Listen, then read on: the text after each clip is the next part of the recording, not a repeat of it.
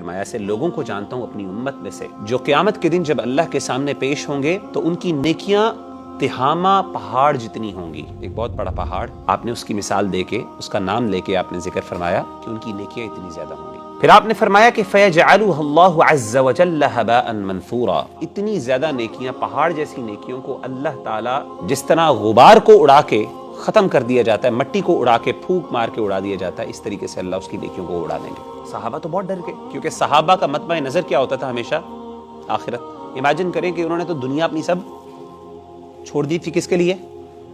آخرت کے لیے. یا رسول اللہ صفہم لنا، اللہ کے رسول ہمیں ذرا بتائیے ان لوگوں کے بارے میں، ان کی ذرا نشانیاں بتا دیں، ان کی کیریکٹرسٹکس بتا دیں. اللہ نکون منہم ونحن لا نعلم، کہیں ایسا نہ ہو کہ غلطی سے ہم ان لوگوں میں شامل ہو جائیں، ہمیں پتہ ہی نہ چلے، ہمارے اندر بھی وہ باتیں ہوں، خصلتیں ہوں. آپ نے فرمایا اما انہم اخوانکم ومن جلدتکم ویأخذون من اللیل کما تأخذون. آپ نے فرمایا وہ تمہارے بھائی ہیں، تمہارے جیسے مسلمان کہ وہ راتوں کو کبھی کبھی عبادت بھی کر لیا کریں گے. سبحان اللہ. آپ امیجن کریں ذرا، یعنی وہ راتوں کو اٹھنے والے لوگ بھی ہوں گے، یہ نہیں کہ صرف وہ نمازیں نہیں پڑھتے ہوں گے، نہیں، نمازیں کیا، راتوں کو قیام کرنے والے بھی کچھ ہوں گے ان میں سے. اور آپ نے فرمایا لیکن ان کی اصل بات کیا ہے؟ اصل ان کا گناہ اور جرم یہ ہے اذا خلوا بمحارم اللہ انتہکوها، جب وہ اکیلے ہوتے ہیں تو پھر اللہ کی جو حدود ہوتی ہیں ان کو پامال کر دیتے ہیں، اللہ کی جو باؤنڈریز ہوتی ہیں ان کو کراس کرتے ہیں، ان کو وائلیٹ کرتے ہیں. یہ ان کا سب سے بڑا گناہ.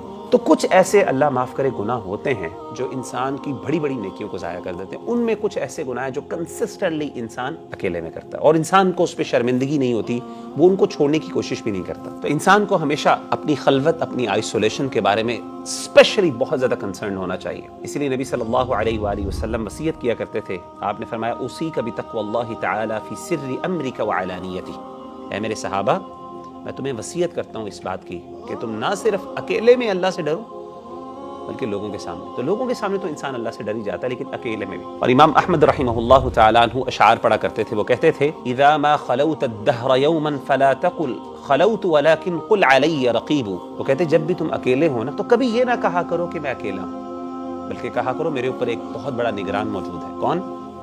اللہ کی ذات. کبھی بھی یہ گمان نہ کرنا، تمہیں کہیں یہ دھوکہ نہ ہو جائے کہ اللہ تعالیٰ تمہارے عمل سے غافل ہے، بلکہ کیا ہے، جو بھی تم عمل کر رہے ہو، جو تم چھپا رہے ہو اس سے، وہ سب کا سب اس سے کچھ بھی چھپا ہوا نہیں. جس انسان کو یہ احساس ہو جائے کہ میرا رب جو ہے وہ مجھے دیکھنے والا ہے اور اس کو اللہ کے رقیب ہونے کا احساس ہو، سبحان اللہ، وہ کیسے خلوت کے